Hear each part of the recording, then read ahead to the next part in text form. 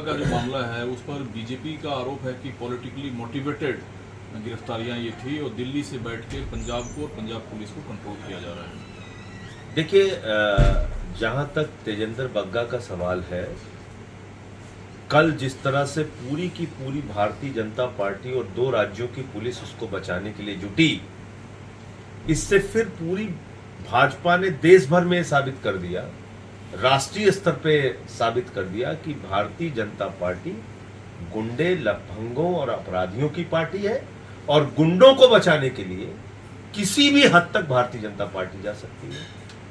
Police के दुरुपयोग की बात आप कर रहे हैं। पुलिस के दुरुपयोग पर जब भाजपाई बोलते हैं तो ऐसा लगता है कि ओसामा बिन लादेन अहिंसा पे उपदेश दे रहा है। भाजपाई बोलेंगे। आप बताइए, दिल्ली के मुख्यमंत्री के ऑफिस में सीबीआई का छापा, उनके घर पे सीबीआई का छापा, उप मुख्यमंत्री के घर पे सीबीआई का छापा, स्वास्थ्य मंत्री के ऊपर सीबीआई का छापा, सारे मिनिस्टर्स के ऊपर ईडी सीबीआई का छापा, 35 एमएलएस को पकड़ के गिरफ्तार करके जेल में डालने का काम भारतीय जनता पार्टी की पुलिस ने किया। और तो और छोड़ दीजिए, हमारे एक विधायक है सोमनाथ भारती, उनके कुत्ते को पकड़ने के लिए 40 पुलिस वालों को भेजा था बीजेपी वालों ने। ये बात करेंगे पुलिस के दुरुपयोग की। 9 एफआईआर मेरे खिलाफ एक दिन में बाबा जी ने की, योगी जी ने एक दिन में 9 एफआईआर, और राष्ट्रद्रोह का मुकदमा मेरे खिलाफ लिखा, 23 मुकदमे मेरे ऊपर लिखे, पार्टी का दफ्तर बंद करा दिया, पत्नी घर पे थी, पुलिस वालों को भेज के वहां पे धमको आया, मुझे 150 पुलिस वालों के साथ सीतापुर में गिरफ्तार किया। ये लोग पुलिस के दुरुपयोग की बात कर रहे हैं। 5 सम्मन उस अपराधी को भेजा गया, वो नहीं गया थाने में इन्वेस्टिगेशन ज्वाइन करने। आप बताइए, वो एक ऐसा व्यक्ति है बग्गा जिसने देश के सर्वोच्च न्यायालय के परिसर में घुस के प्रशांत भूषण जी को पीटने का काम किया।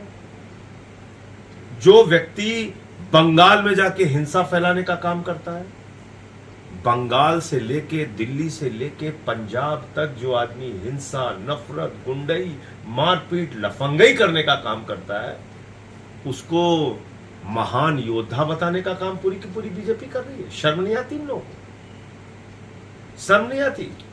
गुंडे लफंगों को बचाने के लिए किसी भी हद तक जाते हैं लोग। नोएडा में बलात्कारी को बचाने के लिए पूरी बीजेपी पहुंच जाती है। कठुआ में बीजेपी वाले बलात्कारी के समर्थन में तिरंगा लेके निकलते हैं, उन्नाव के बलात्कारी को बचाने की कोशिश करते हैं। तो पूरे देश में बलात्कारियों, गुंडों, हत्यारों के पक्ष में भारतीय जनता पार्टी खड़ी हो रही। क्या हो गया इन लोगों को? पंजाब पुलिस गिरफ्तार करती है, हरियाणा पुलिस, दिल्ली पुलिस, फिर दिल्ली पुलिस वापस दिल्ली लाती है। आपको लगता है ये मामला अब एक पॉलिटिकल बैटल आम आदमी पार्टी वर्सेज बीजेपी की तरफ बढ़ रहा है? देखिए, ये मामला इस ओर बढ़ रहा है कि पूरे देश के लोगों को ये समझ में आ गया है कि भारतीय जनता पार्टी गुंडे, लफंगों और दंगाइयों की पार्टी है। इनका काम है देश के अंदर नफरत फैलाओ, गुंडई करो, आपस में लोगों को लड़ाओ, इसके अलावा कोई काम नहीं। ठीक है, महाराष्ट्र भी पिछले दिनों काफी चर्चा में रहा। शिवसेना संजय राउत का कहना है कि देश में जो सबसे बड़ा मुद्दा है वो महंगाई है, उस पर प्रधानमंत्री से लेकर बीजेपी के बड़े मंत्री और नेता कुछ नहीं बोल रहे हैं, जबकि महाराष्ट्र में हालात खराब करने की कोशिश की गई, हमने उसे हैंडल किया। देखिए, महंगाई सबसे बड़ा मुद्दा है और इसी के कारण उस मुद्दे पर चर्चा न हो, पूरे देश के अंदर रामनवमी और हनुमान जयंती पर भारतीय जनता पार्टी ने माहौल बिगाड़ने का काम किया।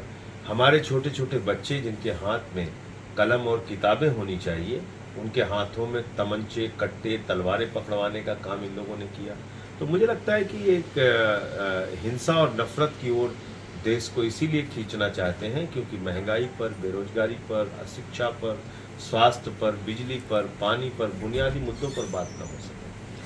दूसरा सवाल यह है कि राहुल जी तेलंगाना में हैं, लगातार कांग्रेस इस बात की पैरवी करती है कि बीजेपी को हराने के लिए एक बड़ा समूह, राजनीतिक समूह बनाने की जरूरत है, लेकिन साथ उन्होंने कहा कि टीआरएस से उनका कोई गठबंधन नहीं होगा क्योंकि टीआरएस राजा जैसी बर्ताव कर रही है, जनता की सुनती नहीं है। और साथ में ये भी आरोप है उनका बीजेपी पर कि बीजेपी का आईटी सेल जो है वो राहुल गांधी का पीछा करती रहती है। देखिए, अब ये कांग्रेस पार्टी का अपना मामला है कि वो किसके साथ समझौता करते हैं, नहीं करते हैं, इसको वो लोग तय करें और उनकी पार्टी तय करे, उसमें मेरा क्या लेना देना। लेकिन कांग्रेस कहती तो है ये बात, जो बीजेपी को हराने के लिए एक ग्रैंड अलायंस की जरूरत है।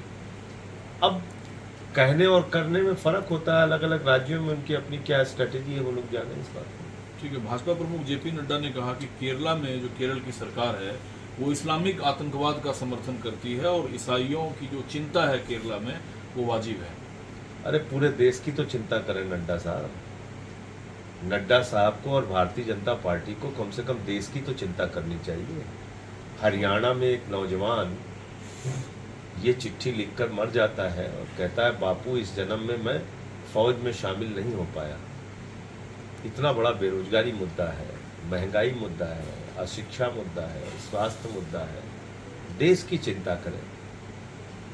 जहां इस्लामिक आतंकवाद पनप रहा है उसके लिए कार्रवाई कीजिए, कौन रोक रहा है आपको? लेकिन अन्य जो मुद्दे इस देश की जनता से जुड़े मुद्दे हैं उस पर कौन बात करेगा? उसकी चिंता कौन करेगा?